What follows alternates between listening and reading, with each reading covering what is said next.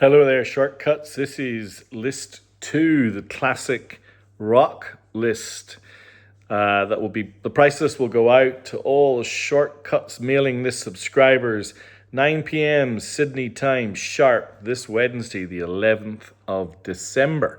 If you would like to be on that price list, drop me an email at shortcutsrecordsaus@gmail.com. All right, this is a classic rock list. There are some things that are just really nice copies of records that we've seen before, so I've kind of pushed those toward the end. And then there are a number of things that we've never had before, which I'm very excited about, including this first album. Lou Reed Live in Italy. This was released in 1984. And it's pretty controversial. It is a double album that features, literally was the tour for the legendary Hearts album, which was released in 1983, that followed the Blue Mask, which was released in 1982. And those are notable because both of those albums feature a guitarist called Robert Quine, who was experimental, fiery, really fabulous, intense guitar player. And Robert Quine also came on this tour. Lou Reed, guitar and vocals, Robert Quine, guitar, Fernando Saunders on bass, and Fred Maher on drums.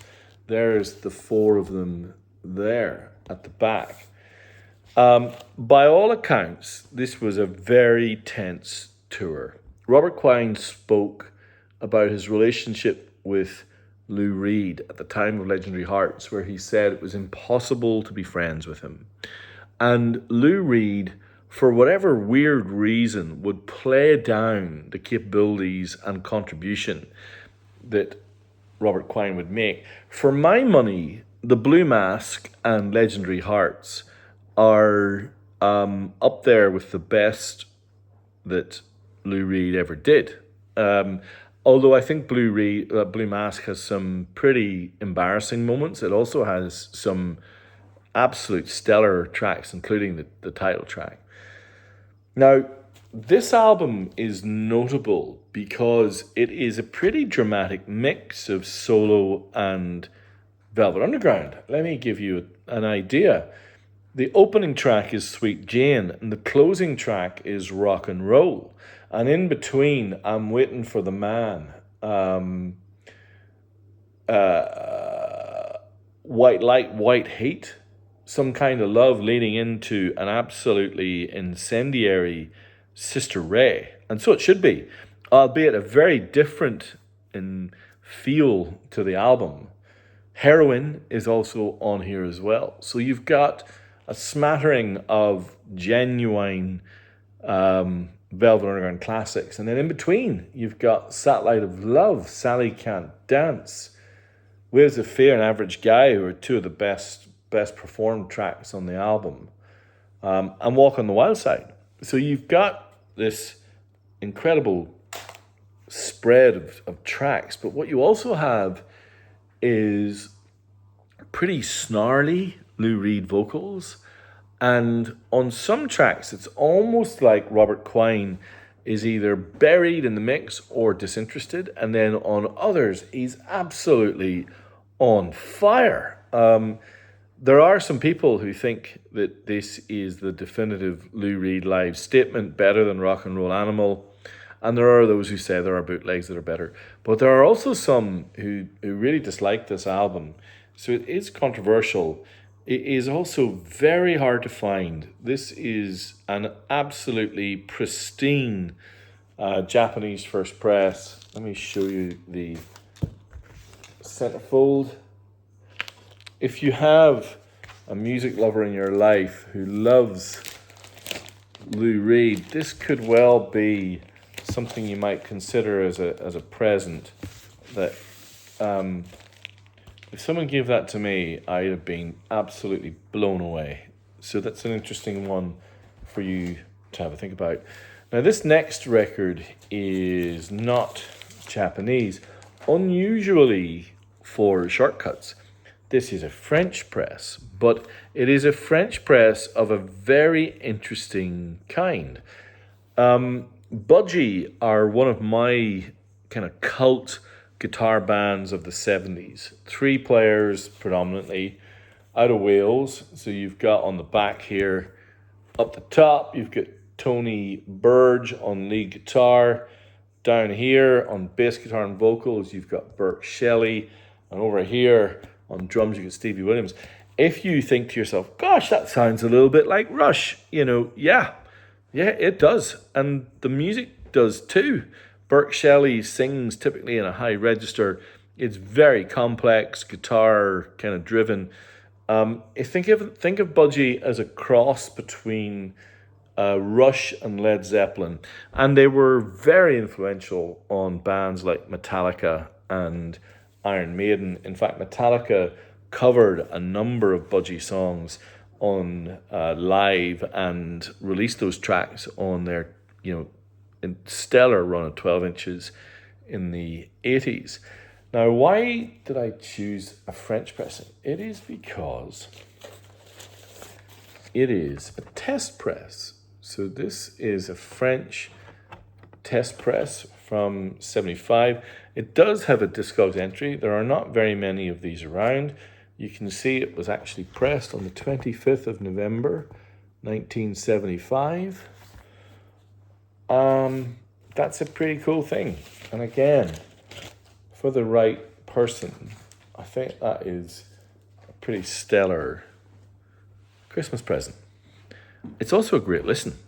It's really sharp and vibrant, everything that you expect test presses to be. Yeah, a pretty special thing. Okay, now this is the Japanese first press promo of the Stranglers, black and white.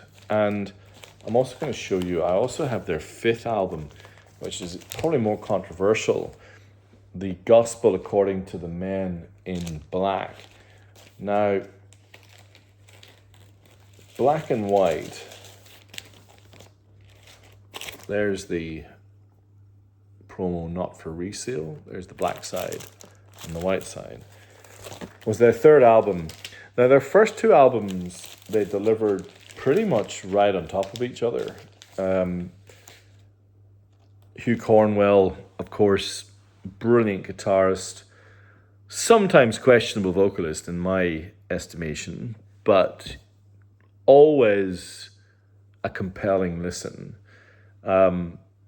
Vocals as well, also supplied by, I think, the person who's probably renowned now as the genius in the band, Jean-Jacques Burnel on bass, one of, I think, the greatest bass to come out of the punk scene, leading into New Wave, greatest bassist. You also got Jet Black on drums, Dave Greenfield on keyboards.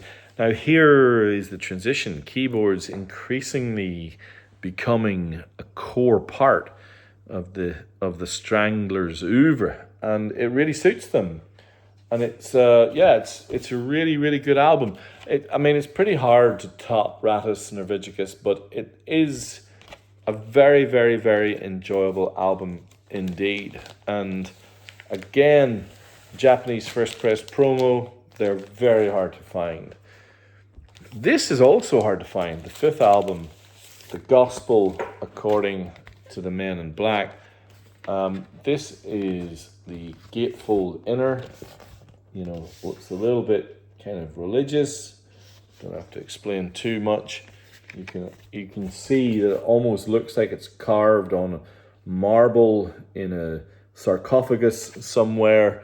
Got kind of biblical typeset. It's also a deeply strange album in that they have completely embraced the noise side of synthesizer music, and I would suspect that it's not an album that a lot of Stranglers fans return to, but having played side one, I think maybe 2 or 3 days ago, it is compelling. It is also deeply weird. If there are any Stranglers fans out there who want to give me their perspective to the gospel according to the Men in Black, I would very much like to hear it. It strikes me as an anomalous record, and it also looks a little bit, when you look through their discography, as one that they try to leave behind pretty quickly. But at the same time, I kind of respect the fact that they just went all out on something pretty mad.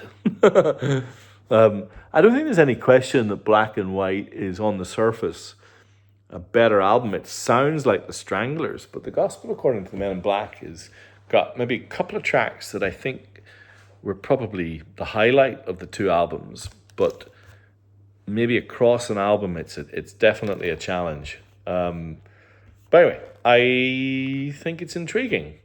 There's nothing wrong with a bit of experimentation.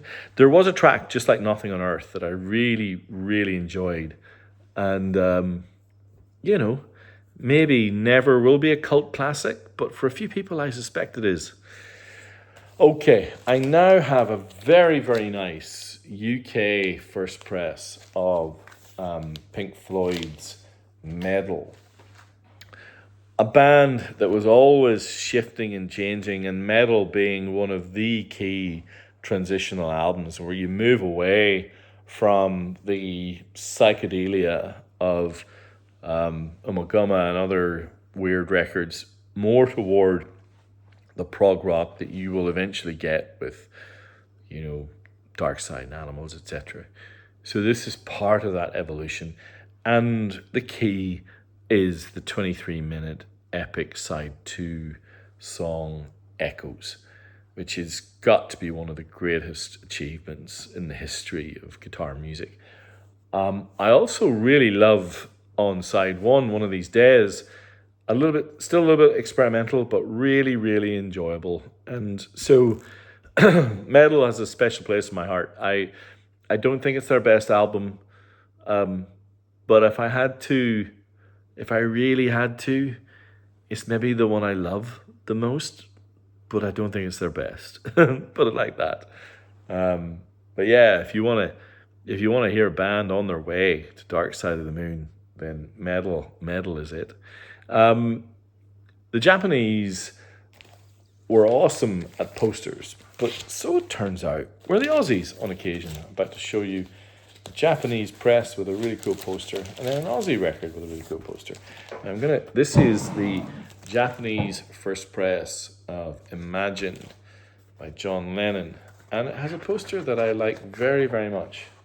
I'm just going to pull it out, hopefully not mess it up. Hopefully get it the right way around. I think that's it.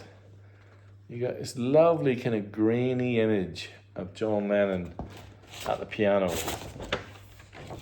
Can you imagine him working out? Imagine, and some of the other tracks on here. I think at this point, probably Imagine doesn't need much introduction, but I think it's also kind of infamously not a very well recorded or produced album, and the Japanese is as close as you get to something that sounds, in inverted commas, good. I'm not sure that it's ever possible to get a good sounding Imagine, but that might be me not really getting it. Definitely not an album that I love, albeit the fact that it's got Jealous Guy just kind of, I suppose, trumps many other woes. It probably is his defining solo work. And that Japanese pressing is very, very, very, very beautiful. And of course, I love the poster. But I like this record more. This is Diesel and Dust by the mighty Midnight Oil. I'm just putting this on the list because it is a fantastic copy. The inner is beautiful. The record is pristine. The gatefold is wonderful. And it has the massive, I'm not going to unfold it because it is huge, poster that has the rules and all the band images as well. I'm not even sure that's ever been folded out. It certainly looks like it's in just pristine condition. So for those of you who have a desire or a person in your life who might adore an absolutely perfect Aussie first press, that is for you.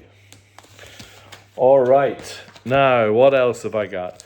I've got one more Aussie one I'm just going to show you. I also have the Japanese first press of Men at Work, their debut album, Business as Usual. For the first time, I think I've ever had it with the Obi, and again, in beautiful condition. Such an interesting record. Like Diesel and Dust, it kind of broke internationally and just delivered, didn't it? I mean, just such a weird record to have become a global monolithic, event record. And of course, it's got 4 or 5 just plumb Aussie classics, and so good on it. I really like it. Okay, I got something very different now. This is a soundtrack, but more of a compilation, really. It is, I'm just going to get the exact year that this came out, if I can find it. I did note it down. Of course, now I can't find it. I think it was 80 or 81. This is the soundtrack to the movie Times Square. Now, what's notable about this? So interesting. I think as a movie, it kind of crashed and burned. It's got a few actors and a few people that I kind of recognize. Tim Curry, probably the most famous. But how about this for a track list? So this leans pretty heavily into punk and new wave. Rock Hard, Suzi Quatro, The Pretenders, Same Old Same, Roxy Music, Down in the Park, which is an awesome song by Gary Newman. Life During Wartime, Talking Heads, Pretty Boys, Joe Jackson, Take This Town, XTC, I Want to Be Sedated, The Ramones, Garland Jeffries, Grinding Halt, The Cure, Pissing in the River, Patti Smith, Flowers of the City, David Johansen, of course, which is, kind of classic New York punk with, the New York Dolls. Walk on the Wild Side, Lou Reed, who we spoke about earlier, Babylon's Burning, The Ruts. It's just a brilliant kind of new wave compilation, 2 LP, pristine condition. Really cool. I've never seen it before. Quite delighted to see that come. So there you go. Something very interesting. And now I've got kind of a run of just great records. Most of these are the first times I've had them with Obies for a really long time. So I'm going to bring these to the front. One of my favorite Rolling Stones records, Tattoo You, where they, in the early 80s, resurrected a series of songs from even as far back as the kind of Sticky Fingers, Exile on Main Street era, recorded them beautifully, and the playing is great. Mix sounds wonderful. The band sound totally engaged. I think this is, without question, their best album of the 80s, and it's not even close. And, if it had been in the 70s, one of the best of the 70s as well. Start Me Up, Hang Fire. It's just really, really good Stones record. Kind of underrated. I like it a lot. I also have 2. Now, the 1976 British Flag series of Beatles releases, over the years of doing this, I've kind of reached a conclusion that for sound quality versus value for money, this is as good as it gets. And what I've got here are their last 2 records, Let It Be and The Mighty Abbey Road. Pristine condition, beautiful, with Obies for $60. Honestly, that's the best I've ever had them for that price point, ridiculous. Again, could be great presents. I also really like Simon and Garfunkel on Japanese vinyl, and this is their the Simon and Garfunkel collection with the OB, as you can see, all their best songs present and correct. Now, I've had a few of these over the years, and those who've had them have raved about the sound quality. So I grabbed an extra. This is the kind of weird, almost, I don't know what the material is, almost like a sponge, but it's this compilation of Stones records where the record is enclosed in this almost like red velvet. So bizarre. Pressed on the original London label. And the track list, I think, is what makes this stand out. So on side one, you've got Get Off My Cloud, Painted Black, Heart of Stone, but it leads into Honky Tonk Woman, Street Fighting Man. You see the transition of those early singles and how you get to their kind of canonical records. And then on side two, similar story, Jumpin' Jack Flash, but then you get Time Is On My Side, Not Fade Away, Ruby Tuesday, Lady Jane, 2030 South Michigan Avenue. You got some tracks that kind of lead into this without being the typical tracks that you get in a compilation. And I think that's what makes it so enjoyable. And that's the feedback I've got from those who have grabbed this particular very interesting and very heavy kind of Stones compilation.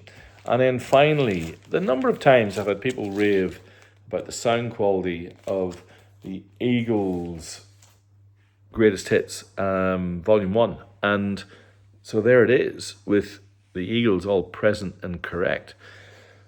There you have an interesting classic rock list. I hope you would agree. Maybe some new things to explore, but certainly some old ones to patch up any gaps that you might have in your collection. Thank you, as always, for listening. If you've got that far, please like, comment. Please leave a comment if you can. I'd be very appreciative. And as always, if you want to be on the mailing list, drop me an email, shortcutsrecordsaus@gmail.com. Thank you. Bye.